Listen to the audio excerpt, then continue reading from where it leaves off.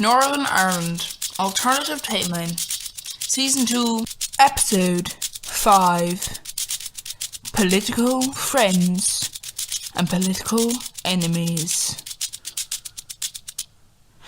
So, I was wondering if maybe we might have a little bit of a little bit of discussion with you about a certain amount of power that you have, Well, I'm sorry about that. What do you mean by that? What are you talking about? Well, just the power that you have over our government. Are you talking about the fact that we will take away your parliament? Is that what you're talking about? Oh, no. That's actually quite a good one, really. I mean, politically speaking, we're not always known as, well, the best. But the point I'm making is more on the lines of, well, you see, here's the thing. We would like to have a little bit more control over our laws, and, well, not only that, but policies, all these sort of things, so that, well, we're more free as a country. Obviously, that'll require a bit of changing, but I'm sure you'll manage it. I didn't think I would. Actually, we've asked a few people who've said you could do that. Obviously, it would take a bit of support, but you're known for changing people's minds, aren't you? Well, I guess I am. I guess. Yeah, so I'm sure you'll be doing that for this, won't you? Well, you see, here's the thing. I don't really think your political friends would like it if certain things were to come alight. You see, when someone takes off 30 million in taxpayer money, that can be hidden away, that's fine, there's no trouble there, it can be hidden away, no one needs to hear about it, it's all hidden and no one ever finds it, except if someone has power to a certain type of digging tool. And one of those digging tools, we portrayed ourselves deep into you, and we found that 30 million of taxpayers' money, I mean, even that can be spun into, mind your friend, so, that there's something wrong there, blah, blah, blah. But, you see, it doesn't always do that if you publish it in a different manner, and that's the thing we were thinking of. And so we were wondering if maybe, you might be preferred to keep that out of the news and maybe just support our cause. I guess I could see what I can do. Yeah. Also, could you? Obviously, I'm not. Obviously, I did check to see if you had the power to do that, but I also would like to wonder, could you recommend that the Peace Party be removed from power? What? Well, it's just that they're not very they're not very supportive of your kind of policies. However, we are. So I'm sure you'll be able to organise something like that. I'm new, well, I'll give you a little go, okay? Anyway, I'll be hearing from you soon, eh? Hello, I come to you as the new First Minister of Northern Ireland. You may have heard in the recent news about the powers that have been bestowed on our government. We have managed to get the British to come to an arrangement. They will no longer be having such a full say in our affairs. From now on, we will be part of the United Kingdom, but we'll be part in a proper way. A way that is supposed to be. A way that we really want to be. For we should not be looking at the United Kingdom as some sort of dictatorial power.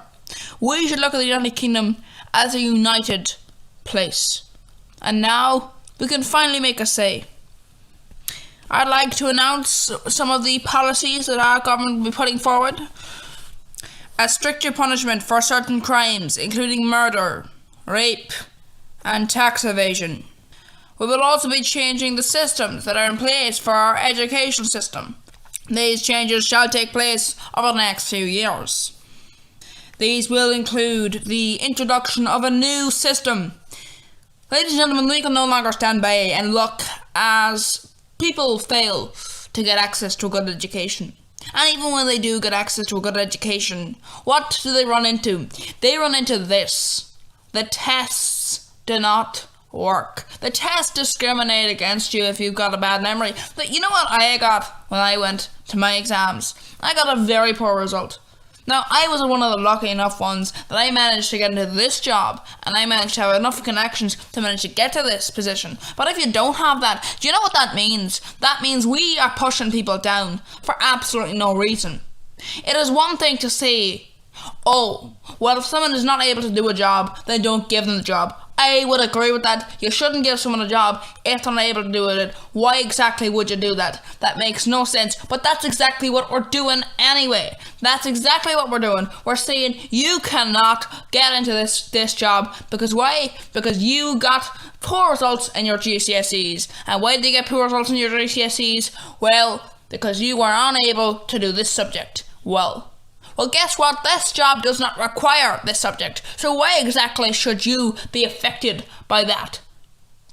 Because at the end of the day, this is discrimination against people who just they're just unable to do certain things. Which is why we'll be introducing a new system. We've worked with the British government. The British government will not be introducing the system themselves into England, Scotland or Wales, but we ourselves shall be introducing the system. I will say this here now. Unfortunately, we are unable to be removing the GCSE system. However, it will be an addition to the GCSE system. It'll be a separate test. A test that is completely and utterly different, in fact. A test that focuses in on individual subjects. An actual ability to know something. Not memory. No. Because we do not want people who can remember something. Because if we can remember something, that's all well and good. But are we truly going to say to someone, you need to remember every single thing, all in one stressful exam situation? No, that does not make any sense. So, may I present a cooperation between the Peace Party and the Furtherment of Northern Ireland Party. We present a new education system. I hope that we can introduce this educational system as quickly as possible. At this current moment, we are rewriting it. So, hopefully we will have it up and running within the next 2 years.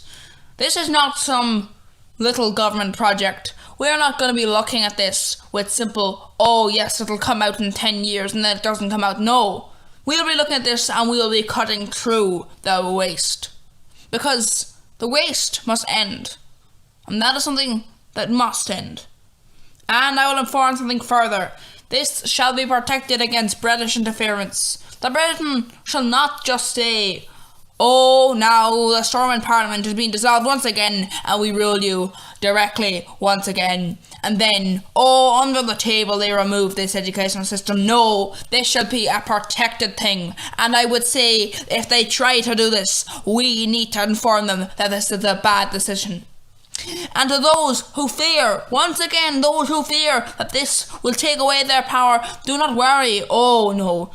You see, while we would wanted to remove the point system, to remove the A, B, C, D, E, F, G system, we are not able to do this.